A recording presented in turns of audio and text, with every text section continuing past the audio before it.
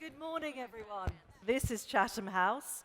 I'm Rithal Ashar, chairing a panel about 12 hours earlier than I'm normally used to. I'm the presenter of The World Tonight, which goes out at 10 o'clock in the evening. For those of you who don't listen, you should. It's very early in the day for me. Welcome to this very much on-the-record discussion. If you feel the urge to tweet, then the hashtag is CHLondon. And if there's an emergency, there are various people around the edges of the room. Follow them out. The blurb for this discussion, hopefully you've seen in the stuff that you've got in front of you, talks about the rise in contest between political values.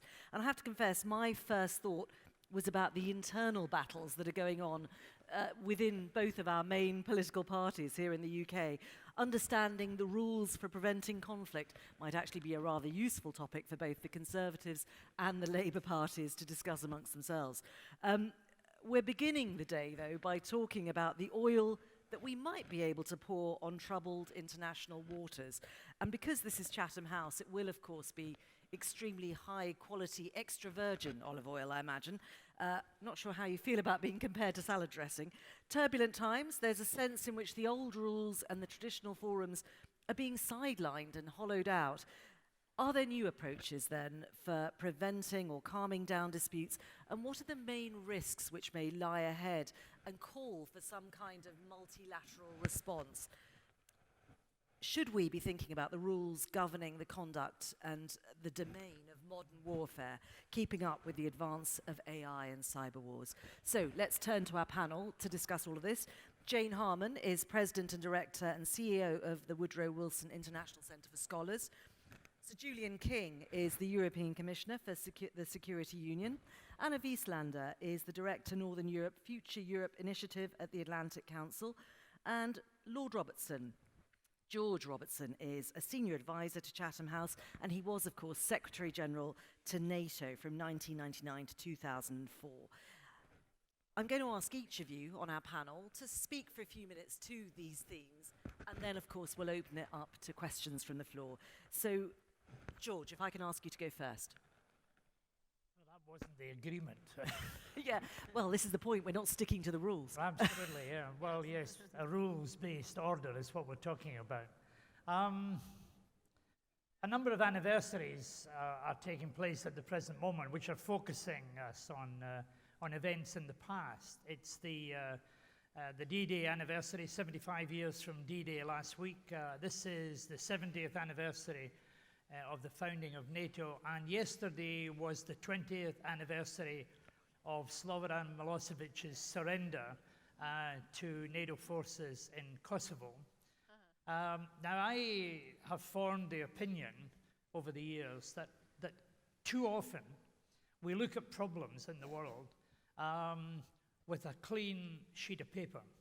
We seem incapable of looking at where we were successful or even failed in the past and learn the lessons from it. When I went to NATO, they already had volumes of lessons learned in Bosnia, which were on the shelf and nobody was looking at.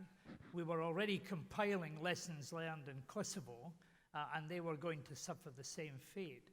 But I think if you look sometimes at what has been successful in the past and see how it is relevant for the situation that we face today, well, NATO, the European Union,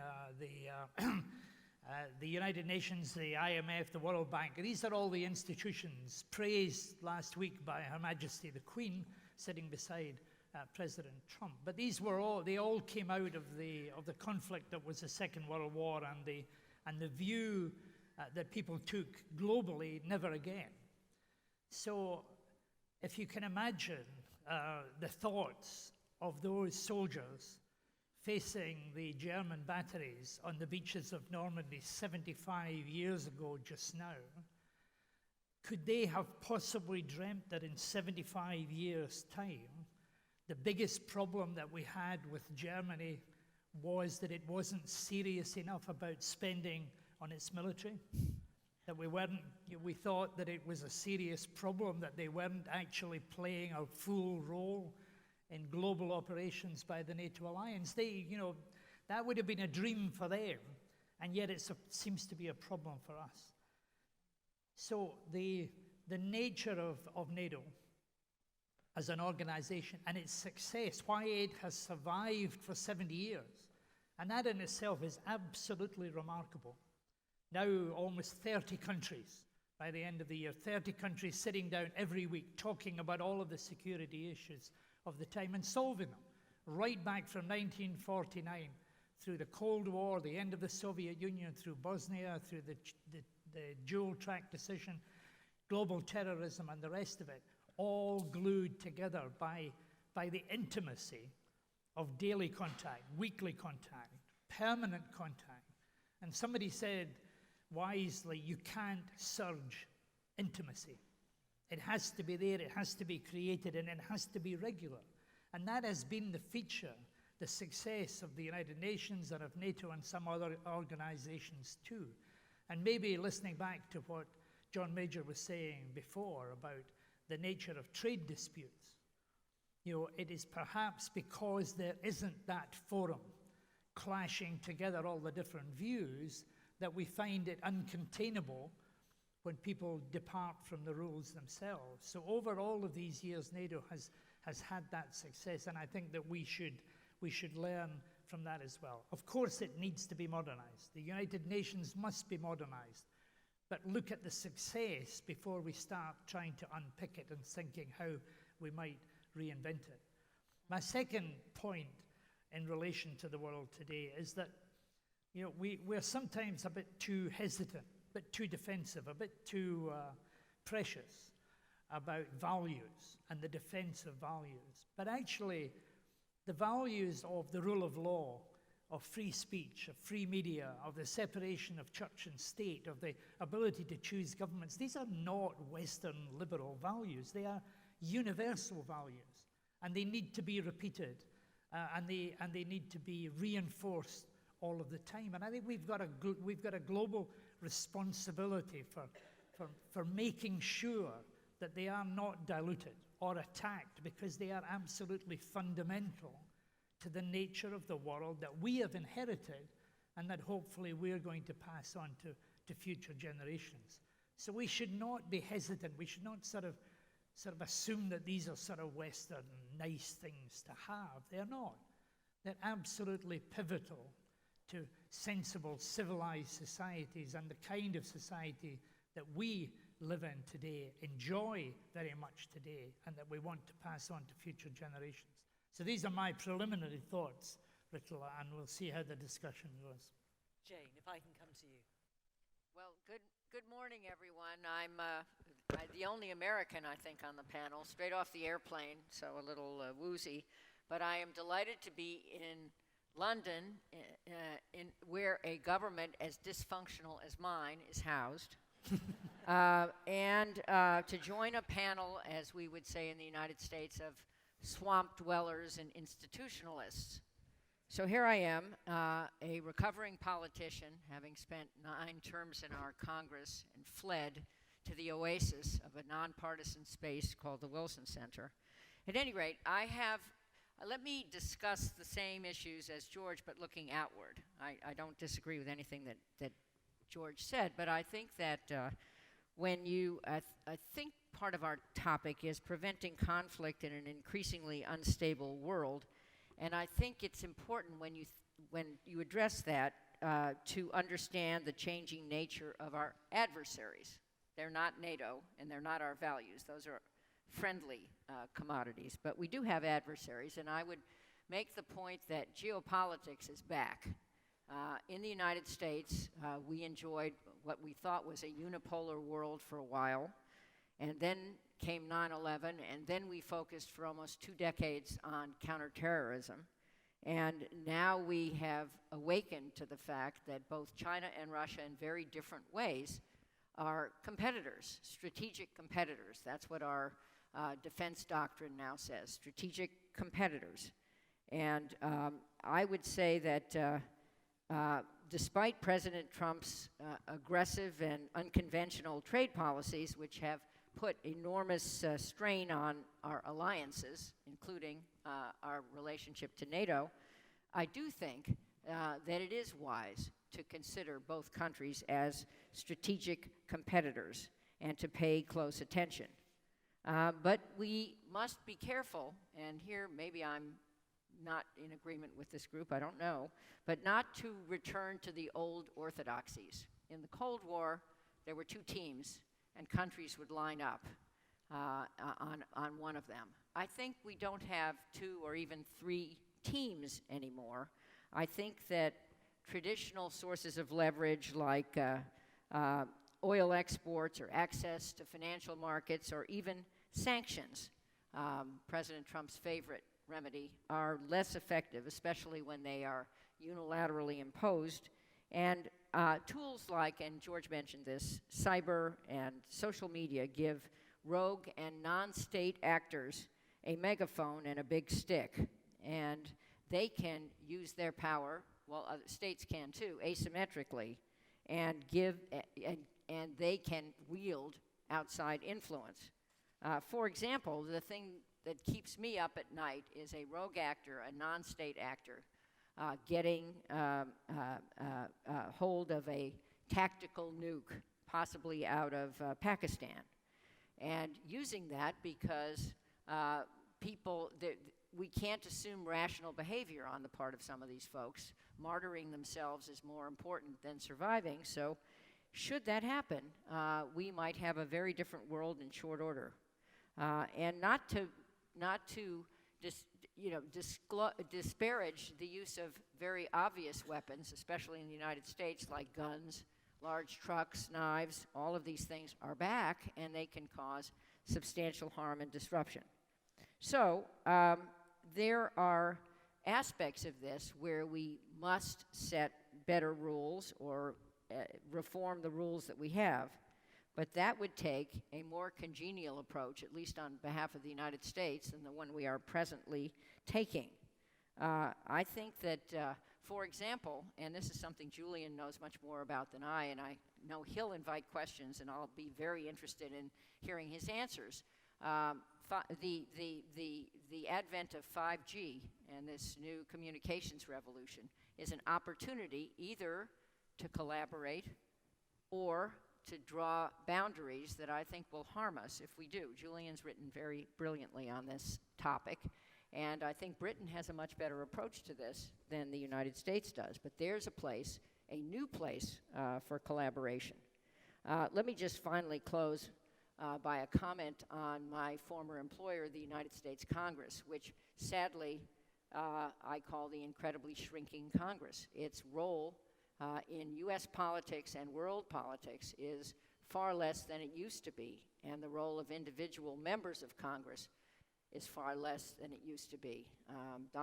Donald Trump strongly dislikes the memory of John McCain, but though I was in a different party from John McCain, I traveled all over the world with him and learned so much about what the U.S., not just U.S. values, but why it is important, and I guess this is a U.S. value, or was, to engage with the world. So sadly, as we contemplate where our alliances are and where we need to go, we don't have John McCain.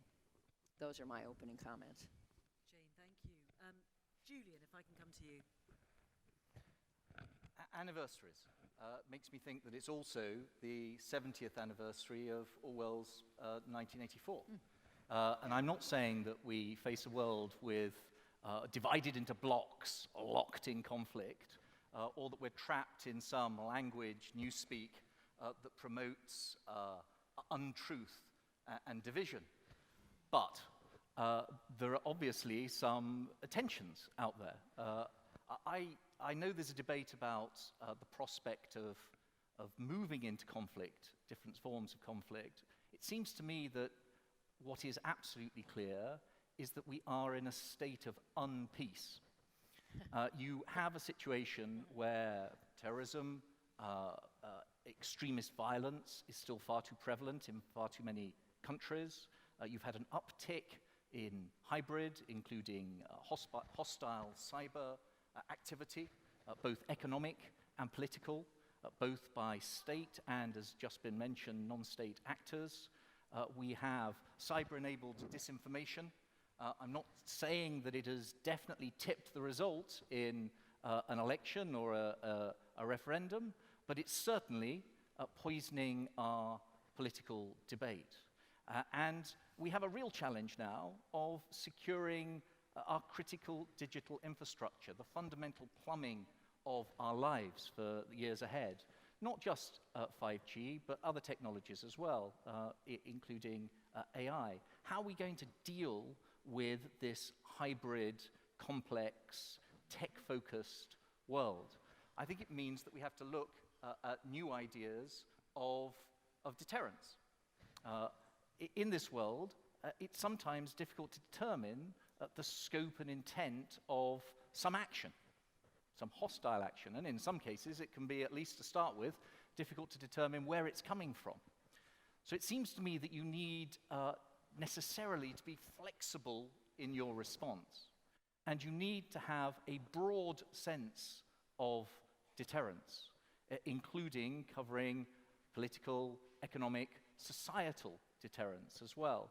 And if I can be permitted a short plug for the organization that I work in, at least for the moment, I think the EU is well placed to play a role as a security actor against that backdrop, because it has a range of policy instruments that it can bring to bear, and because it does address some of these broader issues of deterrence, not least through its engagement with private sector and wider civil society. But it's only going to be able to play that role in partnership with like-minded countries, third country partners today and possibly tomorrow, and also with like-minded organizations.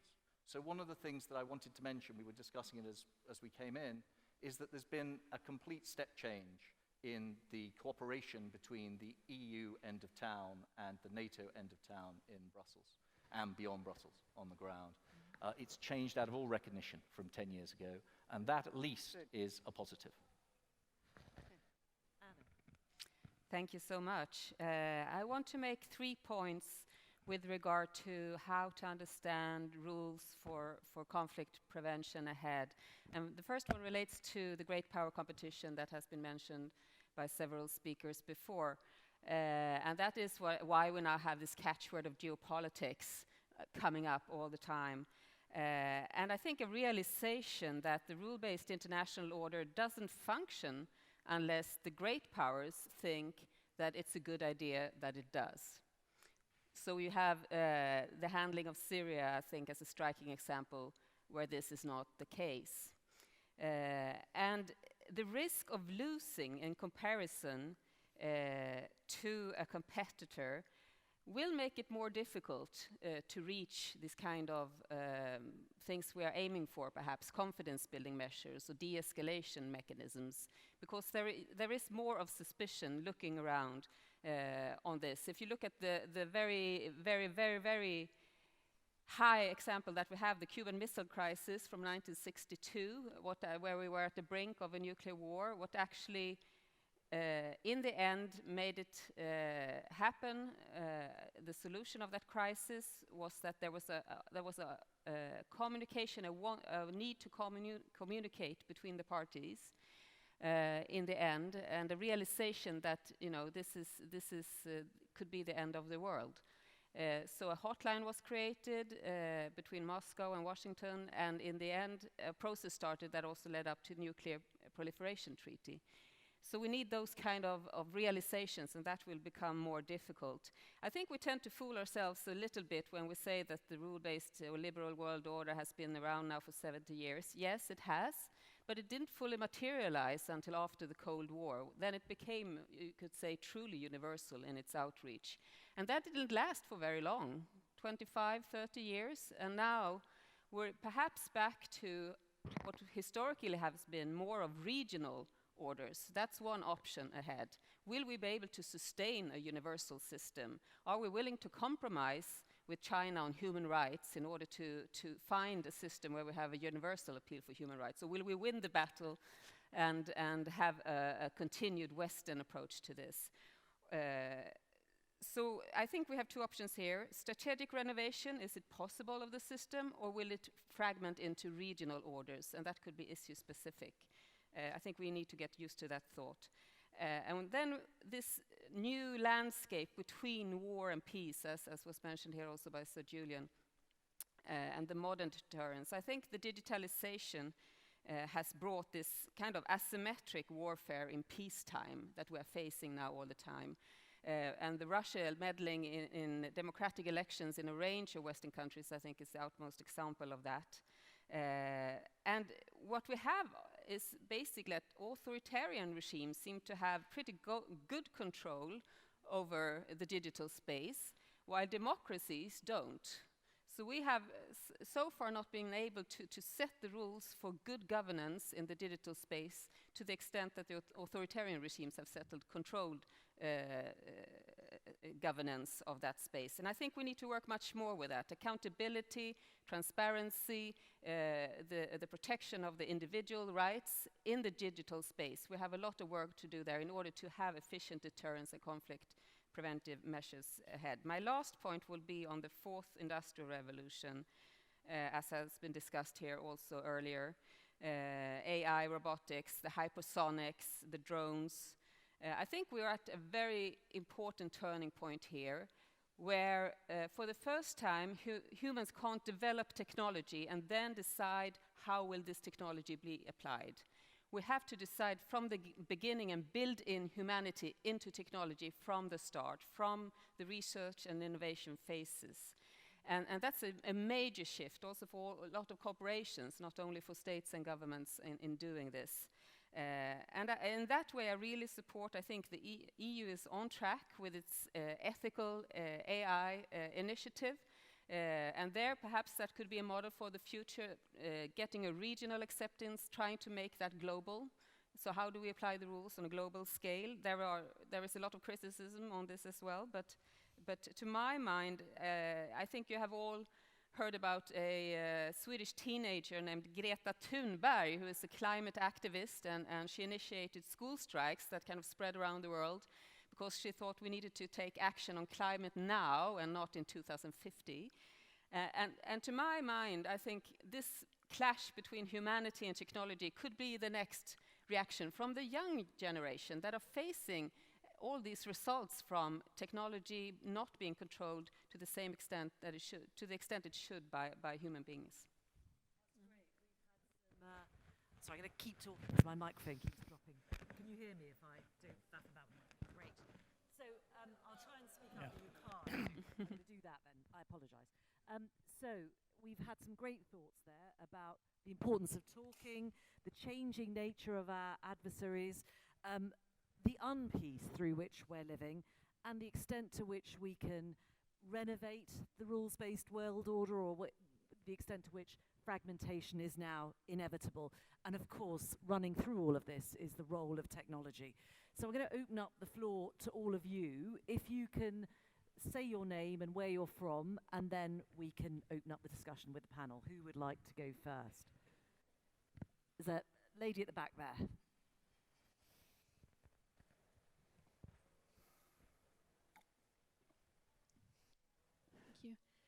Thank you. My name is Nina Bernarding. I'm the director of the Center for Feminist Foreign Policy based in Berlin. And I was surprised from the panel, when we talk about preventing conflict, none of you mentioned equality or contributing to equality. And I think if we talk about preventing conflict, we need to talk about the inequality that is leading to conflict, be it on a national or on an international level, be it between generations or between genders or between the global north and the global south. And when we talk about this, we also need to talk about the security structures that are partly fostering that inequality. And with all due respect, but we have a panel of representatives from Western organizations talking about preventing conflicts globally, and I think that is part of the problem. Okay. Inequality. Oops. Inequality, to what extent then is that going to inform certainly the conflicts of the future if we look at what's going on in parts of Africa and so on, Mali or Central Africa? George?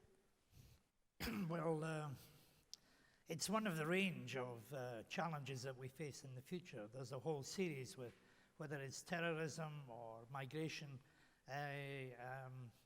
with climate change. All of these are the new threats that are there in the world today, and a future generation will have to deal with them, and we have to lay the foundations for that. So inequality is clearly one of the drivers of change, and one of the drivers of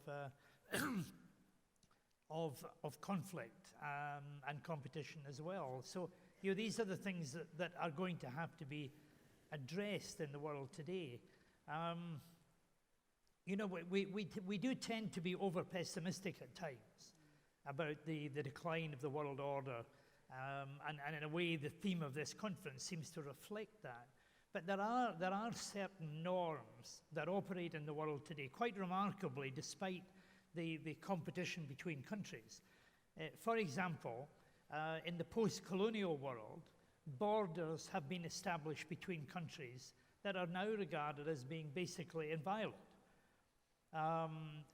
So these post-colonial borders between countries, national borders, have remained in place. And there's an almost unwritten rule, but yet one that is adhered to, that has said that any transgression there, like the annexation of Crimea, is to be regarded as abnormal and beyond the pale and the subject of sanctions. A second one is the use of nuclear weapons.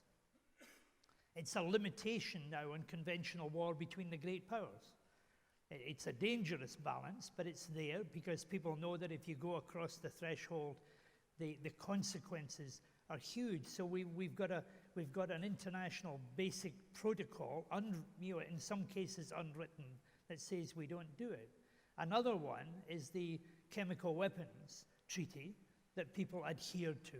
After the First World War, it was regarded as being unacceptable to use chemical weapons, and by and large across the world that has held. Since 1918, the use of chemical and biological weapons is regarded as being absolutely beyond the pale. So in the future we'll have to look at the ungoverned spaces, the cyber world, the lack of any protocols about the World Wide Web. These are the sort of things now that we need to look at, where there has to be either a formal or an informal protocol in order to regulate it. So inequality in the world is something that is going to be one of the drivers of conflict in the future, and is going to be the subject of the international organizations. And I think at the moment we try and do that. The British law that lays down 0.7% of GNP being paid on development aid is a massive contribution to dealing with exactly the problem that you pose as well. And I think there's only one candidate in the Conservative leadership battle this week who's actually suggesting that there should be a change on that iron law that has been passed into British legislation. Jane, economic inequality, I wonder, as a driver of conflict, do we pay enough attention to that? No. And I think the questioner raises valid points about gender inequality and economic inequality. Certainly this panel reflects differences in gender, but we're all from the West, and our perspective on these problems is a Western perspective. And so you're right to raise that. I would say, though, and I raised China, I think that China has risen. That's what the scholars at the Wilson Center say. It's not rising. It may be rising further, but it has risen, and it offers a completely different economic model. We were naive to think that China would want to adopt our model. And as China moves through Europe and Africa and Latin America and everywhere with its Belt and Road Initiative and other innovations, I think we will necessarily have to face non-Western approaches, and we'll also have to face increasingly the economic inequality that comes, for example, from the migration problem the world is having. There are climate migrants, but there also are political refugees everywhere, and the migration issue has caused huge changes in the governance of many countries in Europe and very big challenges to America. So I think it's an important issue, and I'm glad you raised it, and I wish I had. Another question, please. Yes, gentleman over there. This is to everybody, but primarily to my American friend. It's been reported just a few hours ago that 2 oil tankers have been attacked in the Sea of Oman, or the Gulf of Oman. What should be the US-UK response? Well, I don't have much information. I learned about it coming over here, too. They were minor explosions, not a lot of loss of life, but it was 2, I think, American tankers, I think in international waters, but I don't think we know yet the cause. I worry, I think we all should worry, about miscalculation. Assuming something comes from Iran, let's just pick a random country, and then acting as though it did. I've been one who is worried that we are not focused enough on the intelligence case for some of the claims we make. And I know that Europe is dubious about some of the intelligence claims the US is making recently. And so my view is we should be concerned, we should get all the facts, and we should measure what our response is, hopefully coordinating that response with our allies. Anna, would you like to come in? No, I think, as Jane rightly pointed out, this is a typical situation, I think, where we have this new kind or increasing risks of miscalculation or misperception that perhaps can lead to an escalation situation which is unwanted by both sides. So hopefully, as you say, you work with intelligence, but this is what we will be facing more and more as I see it ahead. Julian. Well, just very briefly, there are security challenges, whether it's from global powers like China, regional powers like Iran, which risk dividing the West if we're a panel representing the West. So I think that we need to think very carefully about how we find ways of continuing to work together to deal with those difficult cases. Which actually, I'm going to add a supplementary in there. I mean, what do you think the impact of political polarization then has on us working together? If you have a situation where you have, in the United States, a government from the right, then followed by a government from the left, and there is no unity of vision, can alliances hold? Can agreements hold? Does it become harder and harder for people to work together? I don't think it's just because you change government, even if it's quite a sudden change, that you necessarily undermine alliances or cooperation. But if somebody is determined to not frame their policies within those alliances and that cooperation, then obviously it's more difficult. And does that become more likely in a polarized world? Well, I think we're living through some of those challenges right now. And there are 2 quite interesting test cases which have already come up in this discussion. One is China, another is Iran. But to be fair, we have lived through this for a while. I mean, the Iraq War, I think, turned out, which I supported as a member of Congress, based on the intelligence, which I read carefully. That's why I'm so cautious now. And by the way, we have reformed the way we do intelligence products in the United States based on our huge failures on 9/11 and on Iraq intelligence. But nonetheless, the Iraq War was, in hindsight, generated by people who had a ideological view and were able to, as it turns out, cherry pick some of the facts. And so many people in the world thought it was wrong. Many people in the United States thought it was wrong. And 2 decades later, there we are, still there. So I think I'm agreeing with Julian. We have to understand that alliances matter. I think everyone in this room understands that. And I think that the basic fabric among us is strong enough to withstand politicians in all of our countries who may have a different view. I think we shouldn't really, we have a tendency, because we're all here and we're all of the same sort of rough sort of frame of mind.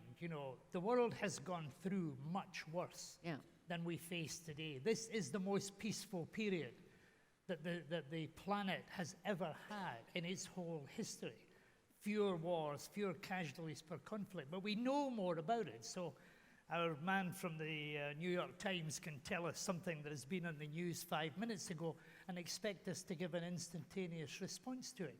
The United Nations is there. The Security Council isn't just the 5 permanent members.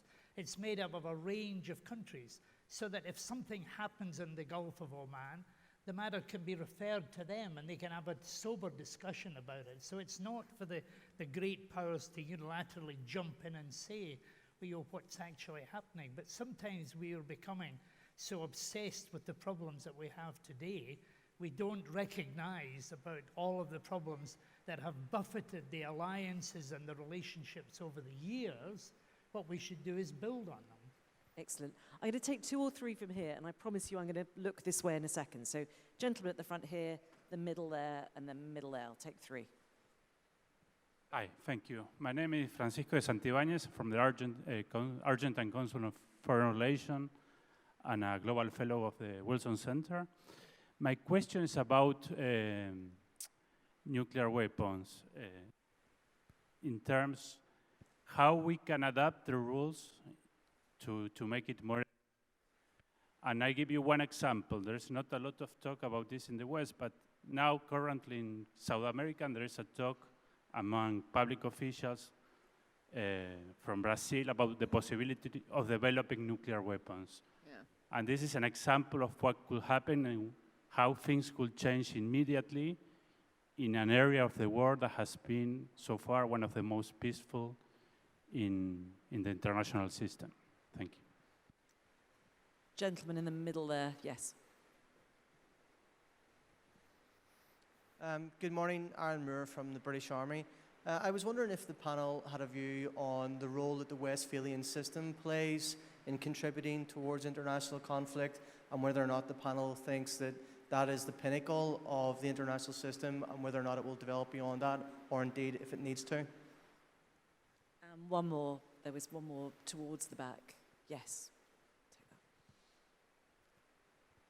that. Is this on? Martin O'Neill from ICTSI. My question, I suppose, is directed principally at Jane, but others are welcome too. You referred to this evolution from sort of, we had an old world of 2 teams in the Cold War, and we're now moving into sort of a much broader area of sort of international relations. And you also referred to the diminished role of the United States Congress and Senate in this. I guess my question is, knowing those institutions as you do you think the membership has the interest and the bandwidth to be dealing with the more complex international world we're in, or is that part of the problem? Excellent. Jane, do you want to go first, beginning with that? Well, let me try that and a little bit about nuclear proliferation, which I worry about too. I think Congress is more capable. Individuals in Congress, in both parties, are far more capable than you may believe. What is broken in Congress is the business model. The business model now is blame the other side for not solving the problem, because if you work with the other side, you are bipartisan, which makes you target practice in your party primary. And a lot of the elections, most of them are determined in a primary, not in a general election, because districts are drawn in a way that, not in every case, but in many cases, guarantees that one party will win. So the system's broken, not all the people. Is Congress more capable? I would say a lot of members are. And interestingly, the new crowd, which includes many women, which is a good thing, also includes many veterans, some of whom are women, and people who have served in war have an understanding and a skill set that many of the rest of us don't. And so I think to answer you, Congress could do more if we could just get our system to be more friendly to cooperation. And that's a hard nut, but I'm hoping that after this next election, we might have a change in a good direction. And I don't blame this all on Donald Trump. I don't think Barack Obama did much to help Congress function either. On the question of proliferation, that is a huge worry. Having that happen in Latin America, having it happen in Asia, depending on how the U.S. deals with North Korea. I mean, I can imagine Japan saying, hey, wait a minute, we're within range of North Korean missiles tipped with nuclear weapons, and the U.S. isn't going to do anything about it. We better protect ourselves. Having proliferation in the Middle East, if Iran begins to rebuild its nuclear capability. Rumors have it that Saudi Arabia has already bought the bomb from Pakistan. And final comment, as I mentioned before, we're not just talking about states acquiring or buying nuclear weapons. We're talking about rogue actors getting their hands on either tactical nukes or dirty nukes, pieces of things that could cause enough damage to really cripple centers of cities. And so it seems to me that when we want to revive or reform or remodel organizations, we have to focus a lot on this problem. Julian. If I understood the second question correctly, are nation states part of the problem, and are we condemned to a sort of balance of power approach? Well, I'm not sure.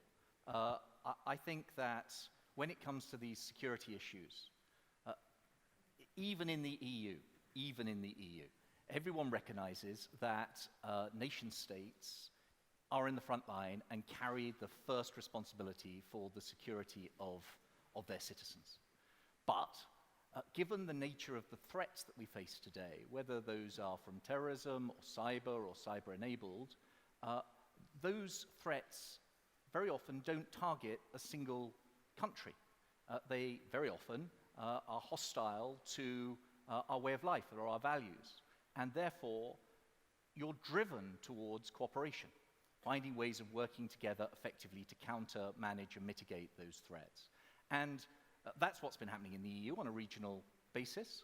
The member states jealously guard their responsibility for national security, but they increasingly work together against this range of threats that we've been discussing today, because they can see that that's the most effective way of doing it. If that can work at a regional level, it can work more widely. I'm not being naive about the challenges of that, but it doesn't seem to me that you're condemned to being trapped in a Westphalian model. And on the question of two teams, which sounds like a cue for a well-known pop song, I think there is a problem, which is that given, maybe it's a human nature, given the complexity of the world in which we live and the complexity of some of these problems that we've just been touching on this morning, you do sometimes feel that people search for a simpler divide. I'm not for one moment suggesting there's nostalgia for the Cold War, but they search for a simpler divide. And I do worry about some of the tensions that are around that seem to be leaning into a kind of bifurcation in technology and the way we organize our digital world. I think that is potentially a problem. I think it's potentially a political problem, an economic problem, and a security problem. Anna. Thank you. Well, I agree with Sir Julian that in the fields of, perhaps on the second question there, on the fields of issues like migration or terrorism or organized crime or even climate change, I'm still pretty optimistic that we can continue to have or work or find solutions towards a global order framework for that. Perhaps even trade, if we do it skillfully, and the EU could be particularly having a role in that level. But when it comes to more of state sovereignty and antagonistic threats, I'm more pessimistic because that becomes something for states that touches upon state survival, not only state power but state survival. And if you have authoritarian regimes, the leader of that state tend to identify his survival with the state's survival. So you have a very tight logic in that sense in the system, and that makes it a bit more difficult, where we might end up with more regional solutions, as I see it. And on the nuclear issue, I think this is very important now to get the non-proliferation treaty work going. That's really crucial, because there we have all the nuclear power with us. We have also the NBT treaty and that kind of process, but to my mind, the MPT and to really get that going. Otherwise, we're back into the situation that we were in the 1960s before it was created, where you have a whole range of countries, including Sweden. We were developing nuclear bombs capacity until 1968, when we agreed to stop and sign in. Because the realization was that we can't have this many actors. It's way out. This is so super dangerous. And we need to get that process going again. George. On the question of nation states, I think one of the dilemmas that we face today in politics is that the issues are global, that have to be tackled, but the politics have gone local. And we can see that in the debate that is taking place in the United Kingdom at the present moment. A few years ago, we saw it in Scotland, or the campaign for Scottish independence. The politics are becoming very, very local indeed, and people identify with their nation state before they can possibly identify with multilateral organizations. And I think one of the tragedies is, although the world has changed out of all recognition since the end of the Second World War, when the great institutions were created, we haven't created any new organizations, apart from the G20 and the World Trade Organization.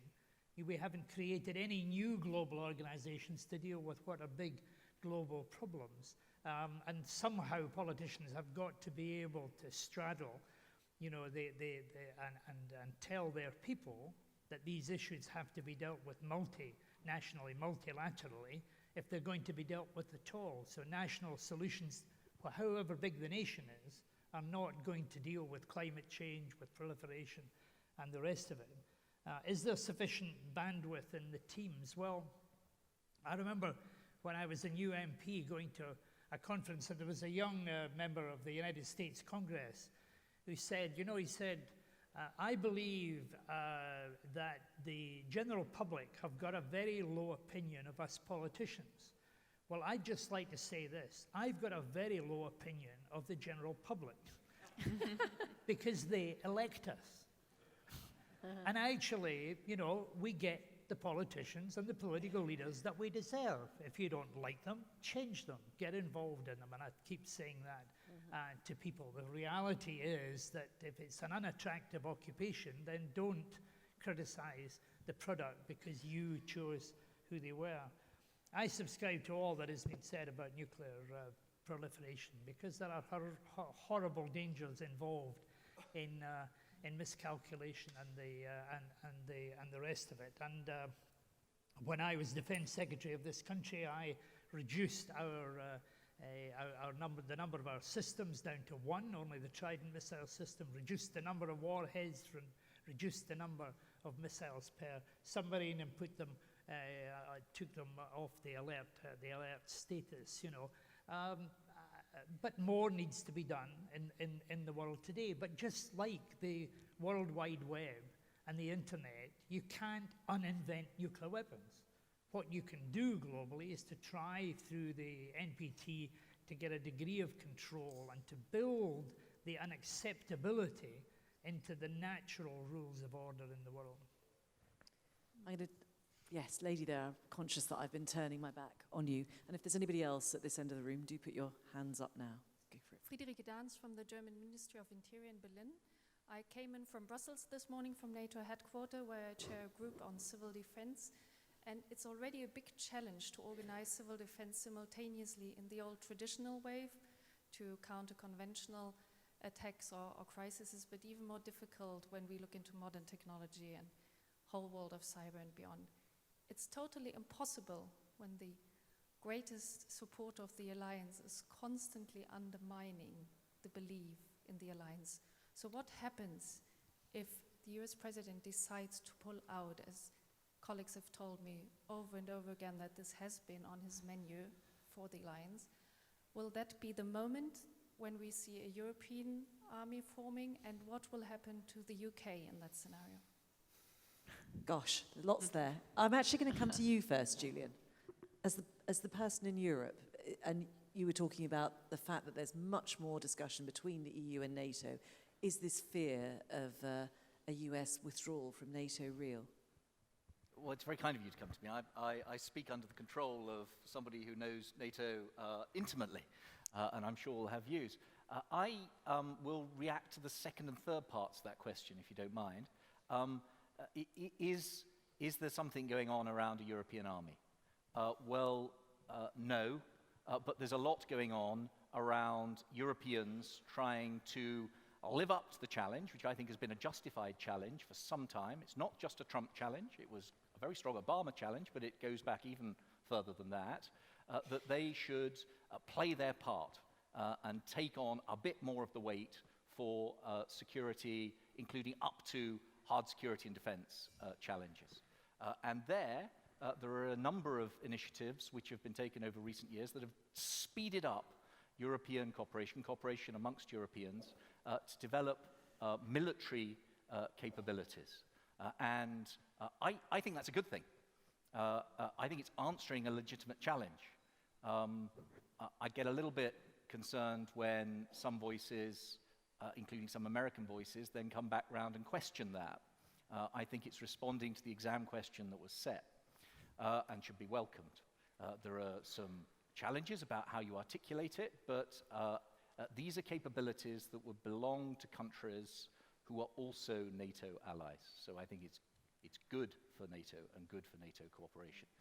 On challenges for the UK, well, yeah, I think there are quite a lot of challenges for the UK. I'm not talking about the domestic challenges now, although I know it's something you comment on regularly on your broadcasts. I think that the UK, that any country, including the UK, that aspires to strike out alone in today's world faces some real challenges. Because are they going to be obliged to choose a side? Are they going to be condemned to being buffeted about? Or are they magically going to be able to discover some third way where they can somehow carve out a niche for themselves that avoids those two other risks? I think that's quite tough. Big open question mark. Anna, I'm going to carry on being perverse, if I may. Anna, I'm going to come to you next.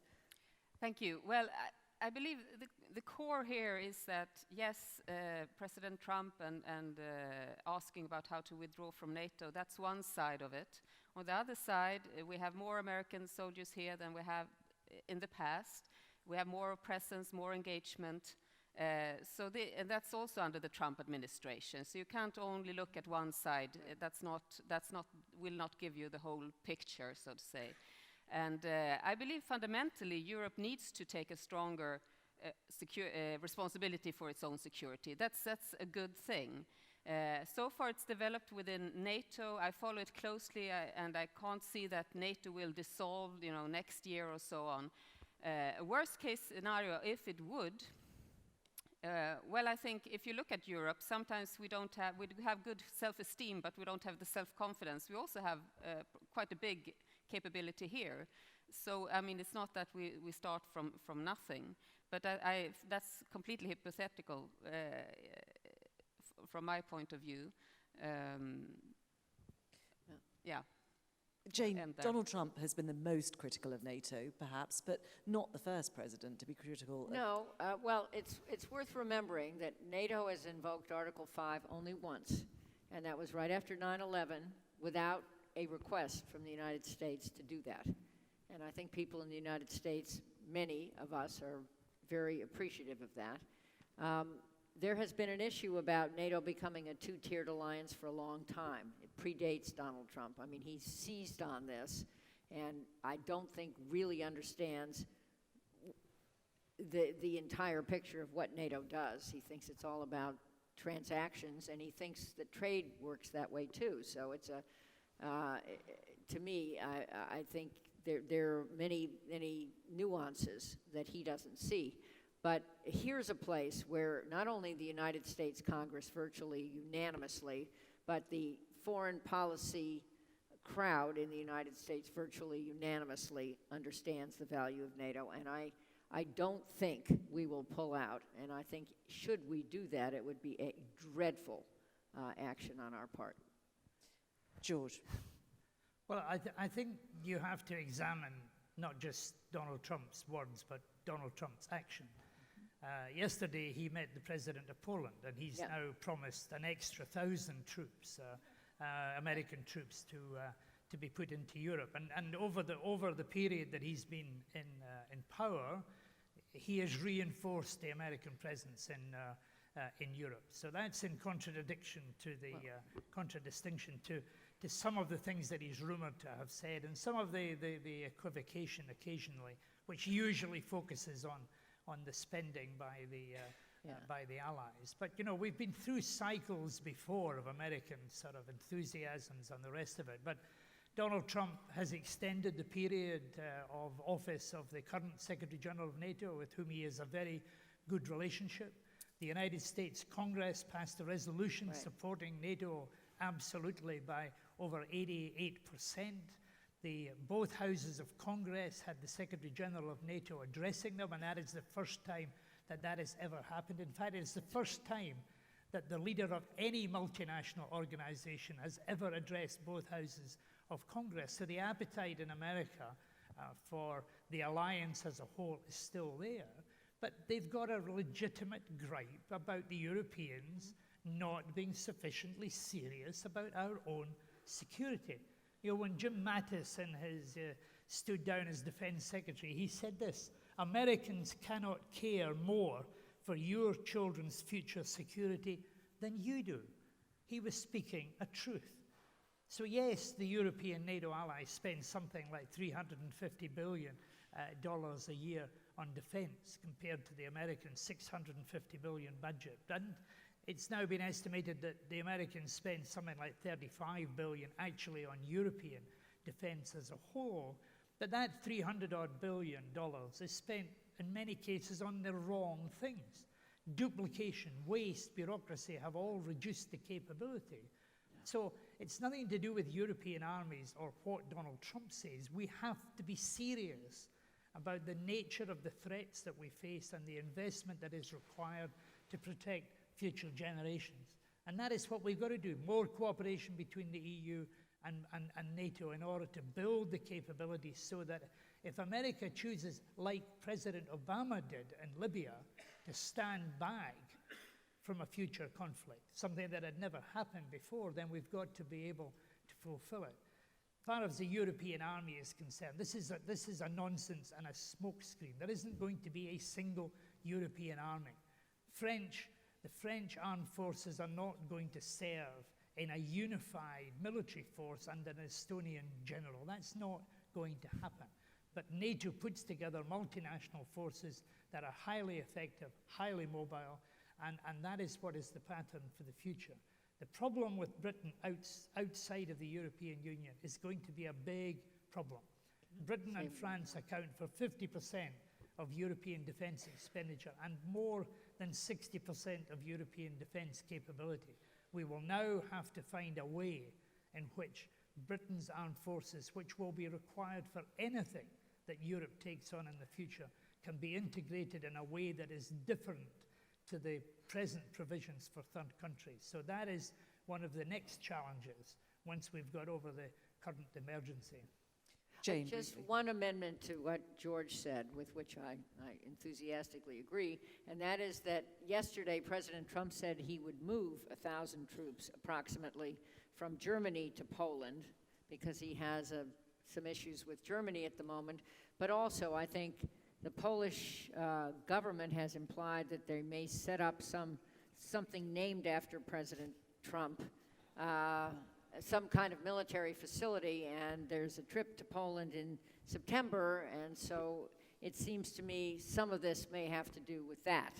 I don't know if it's a bigger commitment to NATO. I think it's a bigger commitment to the Trump military facility in Poland. I want to just ask one quick question before we come back to the floor. We haven't got much time left.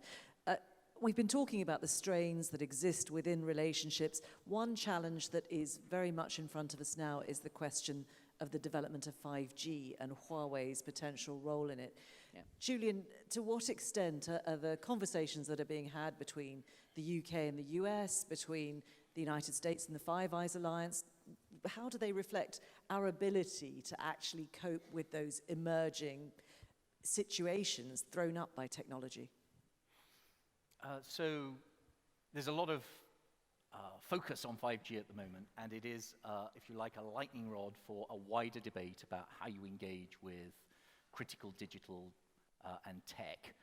As has been mentioned, that is going to have, we have more of this in the future. What are you going to do about AI? What are you going to do about quantum computing, et cetera, et cetera, et cetera? Right now, it's about 5G.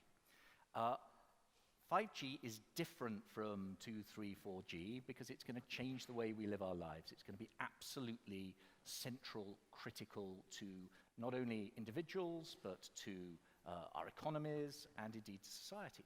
So it is right that people want to look at this very hard. I think it's crucially important that we put security into the mix in taking decisions around 5G. So those people who've said, including in the US, we need to take security seriously are absolutely right. 2, 3, and to an extent 4G, it was really about price and cost. This time, because of the central nature of what you're building, digital plumbing for all our lives, you have to look at security. And you have to try and find a way of doing it that doesn't drive people apart. So there is an issue at the moment, which is that the US and the Europeans start from a slightly different point of view. There's more Chinese tech on the ground in Europe than there is in the US. That is a fact. The Europeans look at this issue and say, look, we're absolutely fundamentally committed to open markets and fair trade as long as you stick to the rules. And that means that we can't really sort of just reach for blanket bans on a particular country. We have to be able to explain what we're doing. That's why the Europeans are engaged right now, from now to the end of the year, in a really detailed discussion together to try and work out what are the risks around this new technology, how could you manage and mitigate them. But we've said right at the start that it may be at the end of that process that we determine that some risks are very difficult to manage, and that some products, services, some suppliers might be deemed unsafe. So although we're starting from a different position from the US in this debate, I don't want to prejudice or predict where we're going to come out. We're also going to have to battle with some of the costs and consequences. If it were possible, if you decided that you wanted to exclude Chinese tech, that has some pretty big consequences. It's estimated that it could cost tens of billions in extra cost to roll out 5G in Europe. It would take longer, so you would have delay, which also has costs and consequences. And there is this wider point that we touched on earlier.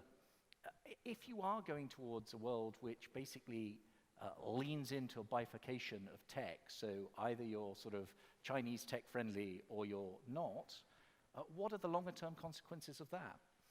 Because even if that does come about, not everybody in the world is going to be on the non-Chinese tech side of the curtain.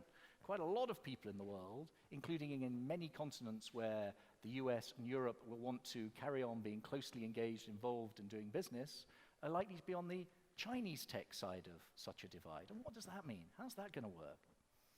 And I'm going to let you come back briefly on that if you'd like to. Is that? I think the major thing here is China. How can we work on a strategy towards China, Europe and US together? Is this an area where we can find common ways ahead? There we need to merge perspectives. In the US you can still have muscles and a history that you can discuss a containment of China. Can we go completely without China? I think that's a very distant approach from the European side, as Julian suggests. But on the same time, we have been naive in Europe when it comes to integrating security into technology. We have once again thought that we can develop all the technology we want, and then we can choose how to make it. Can we do business, security? That period has ended, so we can't do that anymore. But the fact that we have done it now creates problem for us because we don't have systems available that are completely separated from flows into China or dependency on China. We're almost out of time. You've all been fantastically optimistic, actually. That's the thing that I've been struck by on this panel. The questions have been quite gloomy. The panel have been really, really positive. So I'm going to make you be miserable, which is, we've talked about some of the things, you know, obviously China, Russia, the threats posed by technology, the bifurcation of possibly the world in technological spheres, internet spheres. I just want to ask each of you what you think, what does keep you awake at night? What's the thing you worry about most in terms of the way in which the world is shifting, the multiplication of threats, and perhaps the division of powers as well, the multipolar world? Jane. Well, let's go back to the possible bombing of the 2 tankers in the Gulf of Oman. We don't know yet what that is.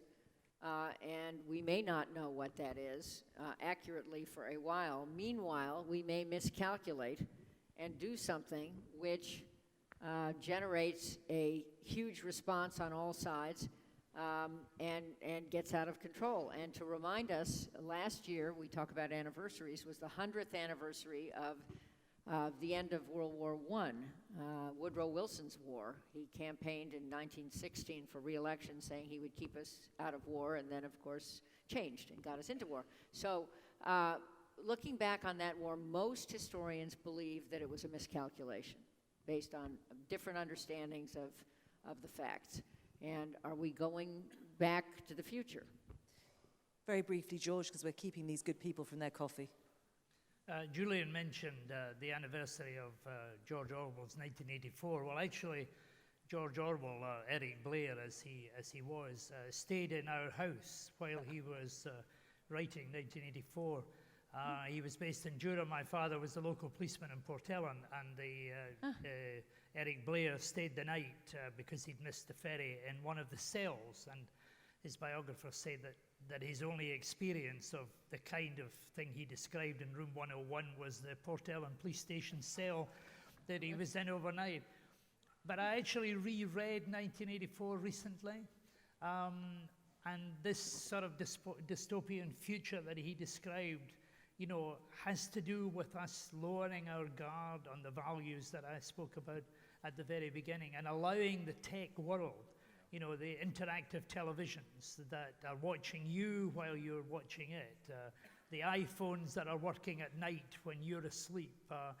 You know, if we don't watch and we're not careful and we don't actually care enough about our own security, then his horrible prophecies, you know, might well come true, and I would worry about that. Anna.